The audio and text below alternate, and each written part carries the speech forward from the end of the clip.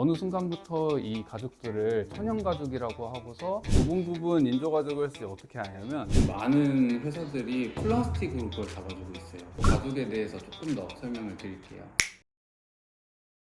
안녕하세요. 가구를 고치는 사람들의 박지원입니다. 여러분들은 소파를 구매하실 때 어떤 기준을 가지고 소파를 구매하시나요? 오늘은 소파 수리 전문가인 제가 소파 구매 요령에 대해서 기본적인 것을 알려드리도록 하겠습니다. 소파는 기본적으로 가격대가 높은 가구이기도 하고 또 저희가 실사용하는 데 있어서도 시간을 길게 가지고서 사용하는 가구이다 보니까 구매하실 때 신중하게 한 번 더 고려하고 구매하시는 게 좋은데요. 무작정 가격만 보고 디자인만 보고 구매하실 게 아니라 제가 알려드릴 3가지 체크리스트를 꼭 확인해 보시고 구매하시는 걸 추천드리겠습니다. 그럼 시작해 보겠습니다.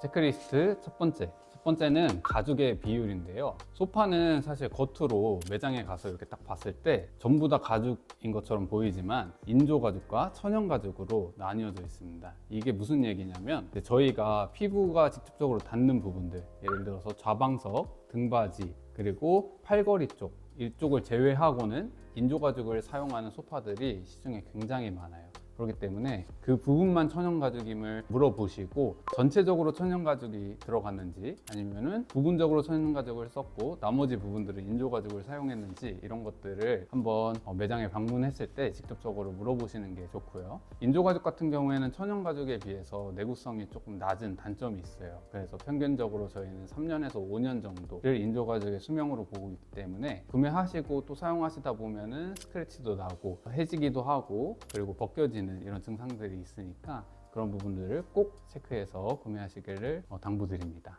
그리고 이 천연 가죽 같은 경우에도 지금 보시면은 면피 소가죽이라는 건데요. 보통 소가죽 같은 경우에는 소를 한 마리 포를 뜨면은 거기서 반을 슬라이스를 쳐요.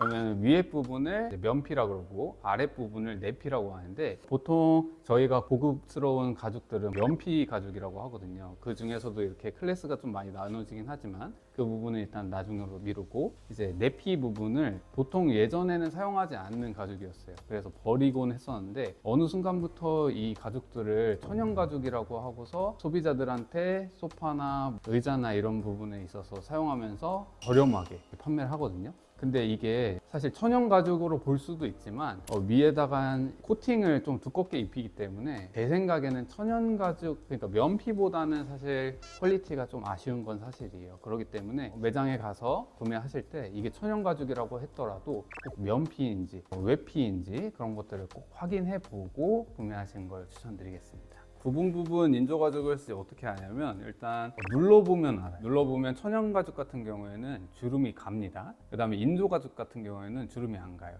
그냥 눌리기만 하죠. 그렇기 때문에 그 방법으로 구분하시는데 가장 기본적인 방법인데 사실 소비자분들은 전문가까지는 아니다 보니까 그게 쉽게 구분이 안 될 수도 있어요. 그리고 전문가들이 보더라도 요즘에는 좀 구분이 어려운 부분들도 있답니다. 그러니까 꼭 그런 부분들은 직접 확인해 보시는 것도 좋고 물어보셔가지고 확인해 보시는 것도 좋습니다. 이런 거를 잘 참고하셔가지고 꼭 소파를 구매하실 때 풀 레더 제품인지 확인해 보시고 구매하시는 것을 추천드리겠습니다. 그리고 소파 구매 요령 두 번째, 스펀지인데요. 스펀지는 크게 메모리 폼, 그 다음에 포켓 스프링 구조 이렇게 해가지고 2가지로 나눠져 있어요. 이제 포켓 스프링이라고 하면은 보통 저희가 침대에서 많이 사용하는 이렇게 둥글둥글 해가지고 용수철 같이 되어 있는 구조의 방석이라고 생각해 주시면 되는데요. 어떻게 생겼냐면 기본적으로 포켓 스프링이 이렇게 있고 그 위에다가 스펀지를 얇게 얹습니다.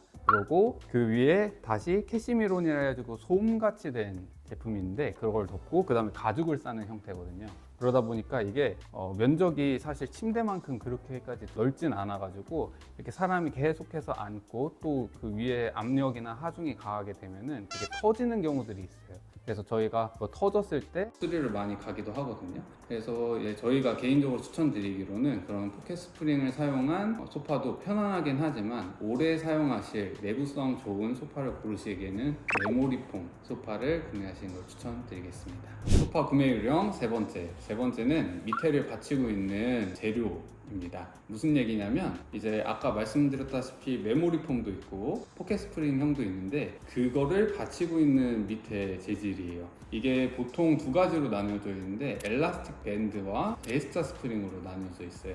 그래서 S자 스프링을 여러 개를 세로로 배치를 한 다음에 그 위에 얹어놓고 밴딩도 똑같이 세로로 배치를 한 다음에 그 위에다 얹어놓는 형태인데요. 이제 푹신푹신하고 좀 더 편안한 착자감을 원하시는 분들은 밴딩으로 된 것들을 추천을 드리고요. 대신에 조금은 단단한 감이 없지 않아 있지만 오래 사용하고 내구성을 좀 더 중요시 여기시는 분들한테는 S자 스프링을 추천드립니다. 밴딩 같은 경우에는 사용하시다 보면은 하중이 계속 가해지다 보니까 늘어나게 돼 있어요.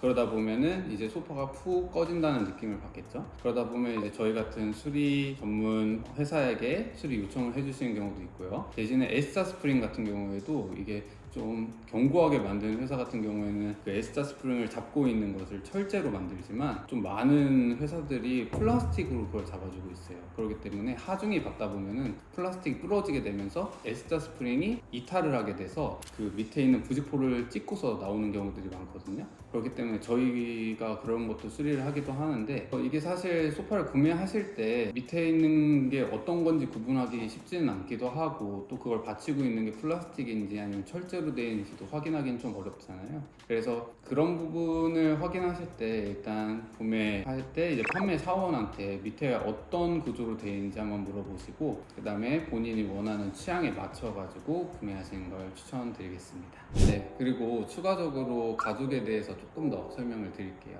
이제 면피 가죽과 내피라고 이렇게 아까 설명을 드렸었는데 이 면피에서도 종류가 여러 가지예요. 제가 뭐 세부적으로 전부 다 설명드리기는 조금 어렵겠지만 뭐 아닐린 가죽이라고 해서 이제 가죽을 그대로 염색을 한 거고요. 그 다음에 보통 저희가 많이 사용하는 뭐 이런 가죽이 될 수 있겠죠. 이런 것들은 표면에 코팅을 한 다음에 염료를 올린 가죽이거든요. 보통 많이 사용하는 게 이거예요. 그렇기 때문에 아닐린 가죽이 사실 굉장히 가죽으로서는 자연스럽고 고급스러움을 자아내긴 하지만 대신에 습기에 굉장히 약해요. 그래서 물기를 그냥 머금거든요. 왜냐면 코팅이 안 올라가기 때문에 가죽이 그냥 스며드는 거죠. 그렇기 때문에 그런 부분들을 고려해서 뭐 예를 들어서 뭐 아이들이 있는 가정이라든지 고양이나 강아지 같은 반려동물을 키우는 그런 가정들은 그런 아닐린 가죽은 좀 피해 주시는 게 아무래도 관리하시는 데 용이하고요. 그 다음에 많이 사용하는 이런 피그먼트 가죽 같은 경우에는 관리가 아무래도 조금은 수월하기 때문에 이런 가죽들을 사용한 소파를 구매하시는 걸 추천드립니다.